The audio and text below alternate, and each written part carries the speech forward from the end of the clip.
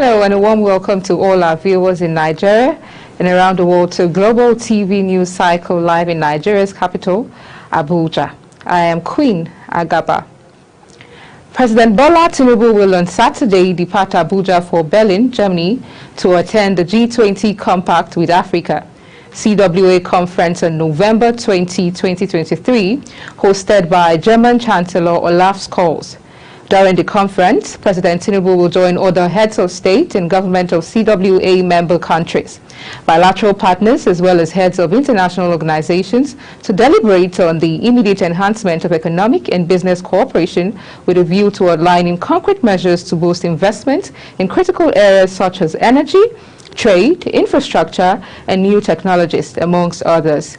The G20 CWA conference will be taking place alongside the 4th G20 Investment Summit, co-hosted by the German government and German business associations.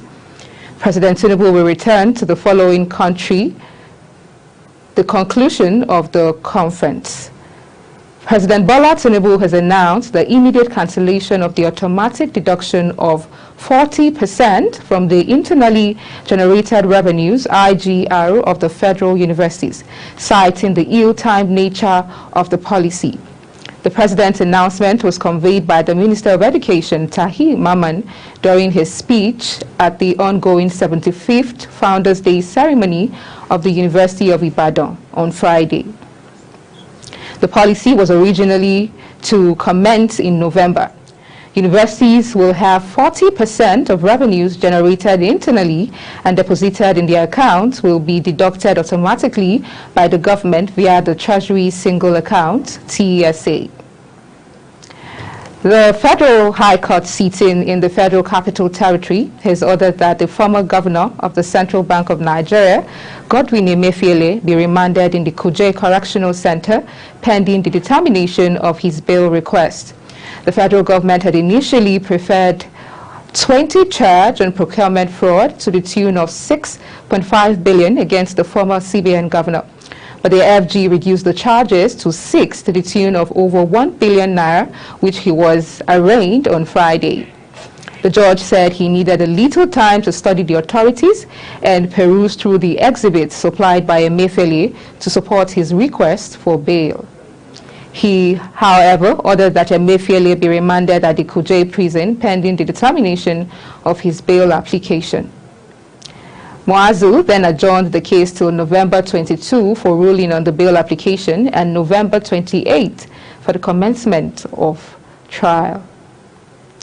The Court of Appeal sitting in Abuja has affirmed the tribunal judgment which declared the All Progressive Congress candidate Nasiru Gawuna winner of the governorship election. The tribunal led by Justice Oluyemi Osadebe had nullified the election of Governor Abba Yusuf by declaring 165,663 of his votes were invalid. The tribunal held that the ballot papers were not signed nor stamped by the Independent National Electoral Commission. Appeal Court sitting in Abuja has on Friday affirmed the election of Governor Bala Mohammed of Bauchi State against his challenger Abubakar Sadiq of the All Progressives Congress APC. While delivering the lead judgment, Justice Chidiebere Nwaoma Uwa on Friday in Abuja. He ruled that Abubakar and the APC failed to prove the allegations of malpractices and non-compliance with the Electoral Act 2022 against Mohammed and the PDP. While reacting to the judgment of Deputy Governor of the state, Awal Jatto, hailed the decision of the court, adding that the resounding victory at the appeal court is triumph for all the people of the state as it signifies the PDP-led administration's collective endeavors in advancing good governance, providing quality education, ensuring accessible healthcare, fostering economic growth, and promoting peace and unity. The Independent National Electoral Commission, INEC, has issued Governor Hope Uzodinma of the All Progressives Congress, APC, with his certificate of return in Owerri, the state capital. During the state election on November 11, Uzodimma garnered 540,308 votes, defeating his closest rivals, Samuel Anyanwu of the People's Democratic Party, PDP, who secured 71,503 votes, and Neji Achonu of the Labour Party, who obtained 64,081 votes. The APC candidate swept all 27 local government areas in the state. In his acceptance speech, Uzodimma commended INEC for conducting the freest, fairest, and most peaceful election in the history of Imo State. And the Independent National Electoral Commission has presented certificates of return to the governor-elect of Kogi State, Usman Ododo, and his running mates in the election, Joel Salifo. The certificates of return were presented at the INEC's headquarters in Lokoja, the state capital, on Friday, amid jubilation by a mammoth crowd of supporters. Speaking shortly after receiving his certificate, the governor-elect assured the people that he would make good campaigns. We'll take a short break. The news continues shortly. Please stay with us.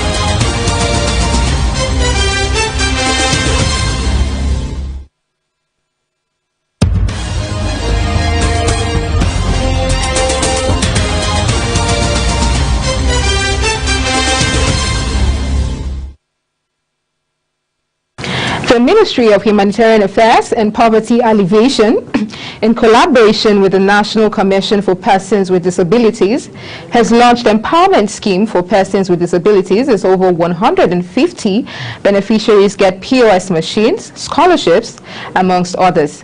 Fauziya Lukman completes the story.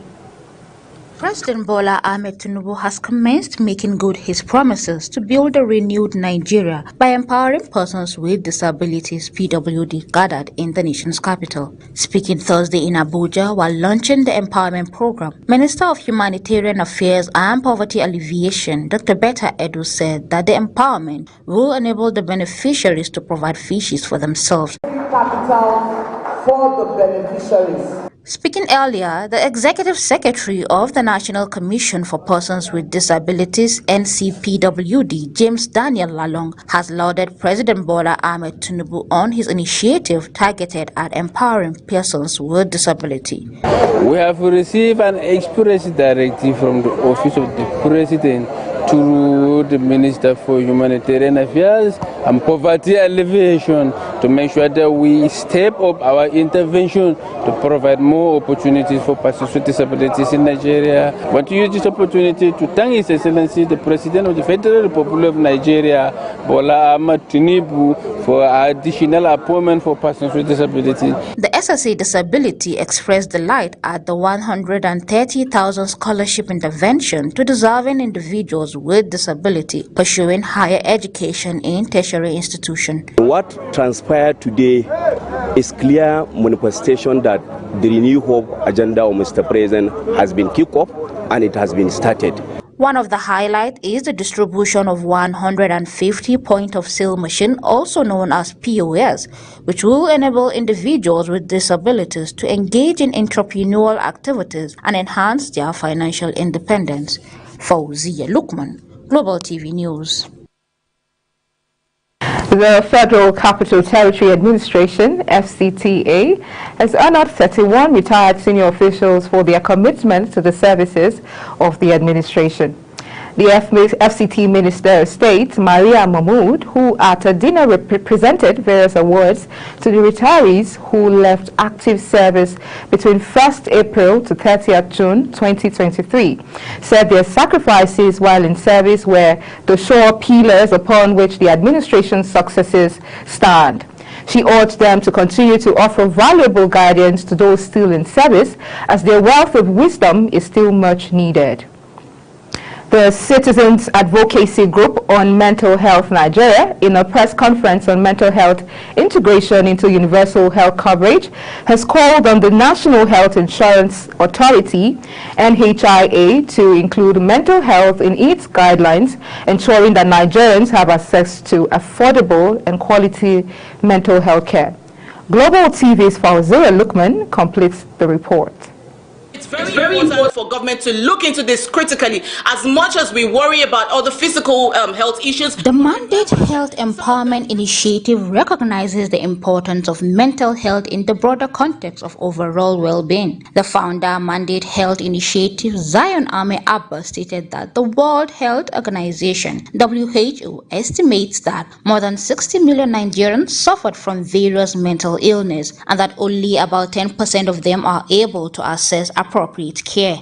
Mental health is a crucial aspect of human well-being that affects millions of Nigerians. Yet it is often neglected and stigmatized in our society.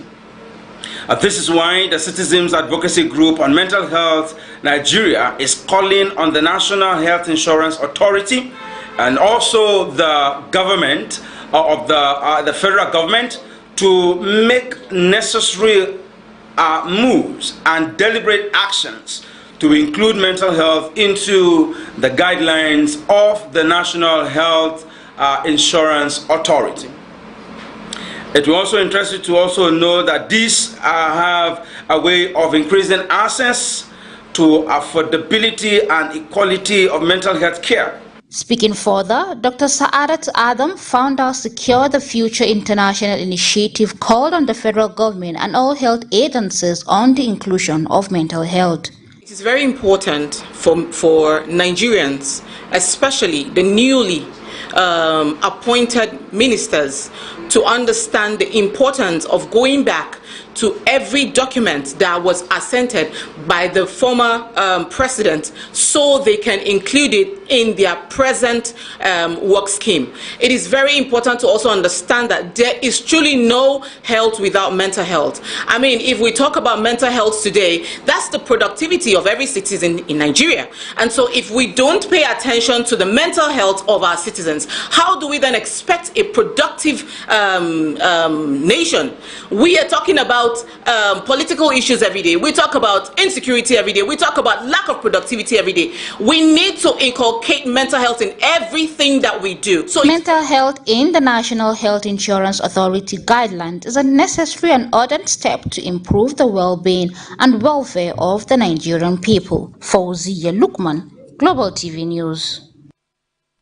The Commissioner of Police in Anambra, Aderemi Adeoye, has cautioned residents against taking laws into their own hands by engaging in jungle justice. Adeoye said the command would no longer condone situations when people engage in jungle justice by lynching suspects to death without trial. The Police Public Relations Office, DSP Tochukwu Ikenga, in a statement quoted the police commissioner on Friday as saying that perpetrators would be charged with murder. He described any mob lynching of crime suspects as bestial and worse than their victims.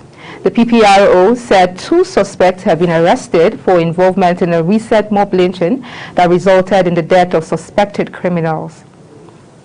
The Nigerian Security and Civil Defense Corps, NSCDC, Lagos State Command, has averted an oil pipeline explosion that would have led to the destruction of lives and properties in Alimosho, Lagos State. This is contained in a statement signed by the State Command's Public Relations Officer, DSC Oluwaseun Abolore, on Friday.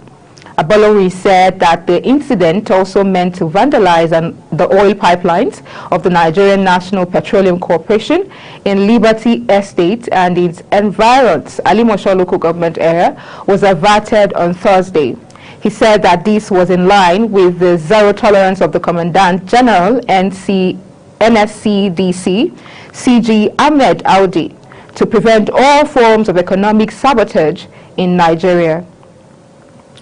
The Lagos State government has announced the reopening of 5 markets in the Mushin area of the state. According to a statement released Friday, the markets were temporarily shut down due to environmental infractions, including indiscriminate waste dumping. The 5 reopened markets are Mushin Main Market, Ojuwoye, Awolowo, Irekpodun, and Daleko Market.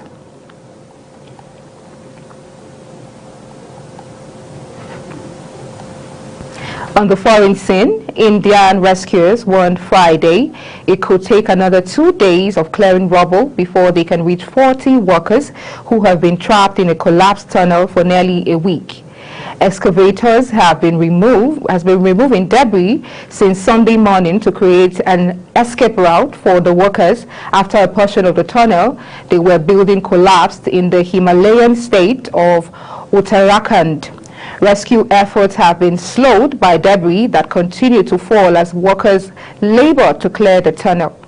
Engineers are trying to drive a steel pipe about 90 centimeters wide through the debris, wide enough for the trapped men to squeeze through.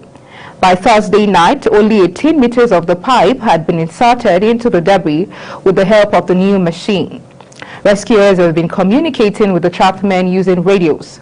Food, water, oxygen, and medicine have also been sent to the trapped workers via a 6-inch wide pipe. Israeli troops carried out building-by-building searches at Gaza's main hospital as a new communications blackout in the territory on Friday compounded fears for Palestinian civilians trapped inside the facility. Al-Shifa Hospital has become a focal point for Israeli operations in northern Gaza since soldiers raided the complex on Wednesday. Hunting for a command center, they say militant group Hamas operates there. Hamas and hospital managers deny that charge, and there has been international concern about several thousand people, including wounded patients and premature babies believed to be trapped inside.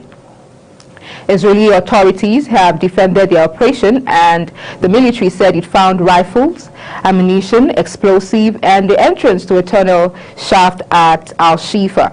Israeli Prime Minister Benjamin Netanyahu alleged hostages may even have been held at the medical facility. And the head of the European Union delegation to ECOWAS, Enobong Moma, said on Thursday that her organization had budgeted a total of €24.4 million to fight against the proliferation and illicit circulation of small arms and light weapons in Nigeria and other West African countries. She noted that reducing the availability of small arms and light weapons would help curb organized crime in the region. This was as the National Security Advisor Nuhu Ribadu said the proliferation of small arms and light weapons was undermining Nigeria's security, calling for collaboration to end the surge. They spoke at the roundtable meeting on the control of small arms and light weapons in Nigeria held in Abuja. In his remarks, the head of the EU delegation to ECOWAS, Moma, said illicit weapons, which are now even more readily available, threaten electoral processes, weaken police authority, promote sexual violence, and undermine security efforts to maintain peace. This is particularly worrisome in the face of the rise of criminal activity and violent extremism within the country and beyond its borders. Minister of Finance and Coordinating Minister for the Economy, Wale Edun, says the present administration is ready to take the risk of borrowing to finance the 2024 budget. Edun explained the initiative is to generate adequate revenue as well as reduce its current high deficit financing.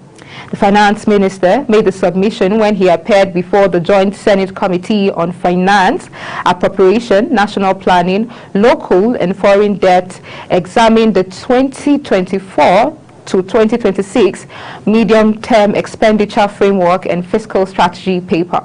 Kike Lomo Okere has details. Accompanied by the Executive Chairman, Federal Inland Revenue, Zach Adudeji, and the Director General of Debt Management Office, Patient Oneha, Edu explained that the best way Nigeria could fund its annual budget is to spend more money on infrastructure that could generate revenues. Clearly, in the environment that we have now, both internationally as well as nationally, we are in no position to rely on borrowing.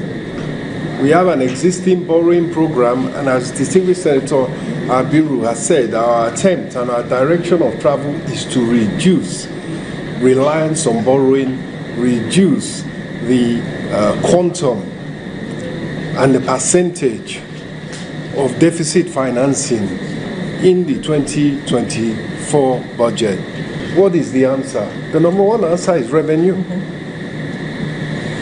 Government needs to not just maintain its activity, it needs to spend more. So government needs even more. If you look at government spending, if you look at the budget as a percentage of GDP, ours is one of the lowest, maybe around 10%. Even Ghana is at 25%. The Chairman Committee on Finance and Senator representing Niger East, Sani Musa, in his remark, expressed strong reservation about the 2024 revenue projection of some of the revenue-earning agencies. He noted that going for external intervention would definitely not be an option because it will further push the country to more deficit financing. Going for more intervention. When I mean more intervention, that means more loans, which is also detrimental to us because we now increase our deficit. And then also the services that we do to this debts, the burden will increase. Honorable Minister, we have seen a lot of leakages in the use of government resources. A lot of money that are realized or collected as revenues. A lot of agencies do not remit those monies as at when due. I cannot believe that an agency will receive revenue of 2022 and is showing a receipt of collection in October 2023. Kike Lomo Okeri, Global Television News. Super Eagles head coach Jose Peseiro has blamed his team's failure to beat Lesotho in their 2026 World Cup qualifying game yesterday to lack of luck in front of goal. Our sport correspondent Sharon Ajay has the details and more. The Super Eagles were held in a 1-1 draw by Lesotho at the Godswill Akpabio International Stadium in Uyo. Peseiro's team, despite being the favourites, were frustrated by the visitors who displayed a resolute performance. Expressing his disappointment, Coach Peseiro said it was an unlucky day for his team as the Eagles had 76% possession of the ball compared to the Lesotho's 24%, while Lesotho only had 2 scoring opportunities and managed to convert 1. Meanwhile, Nigerian Basketball Federation (NBBF) has announced Port Harcourt as the venue for the 2023 Nigerian Premier Basketball League Final 4. The NBBF said the quartet of Rivers Uppers, Nigeria Custom, Boko City Chiefs and Ops and Reed will slug it out for the title in Port Harcourt from November 22nd to 26th in a round-robin format after emerging the winner after the round-robin games qualifying to represent Nigeria in the 2024 Basketball African League. Sharon Ajay reporting for Global TV News.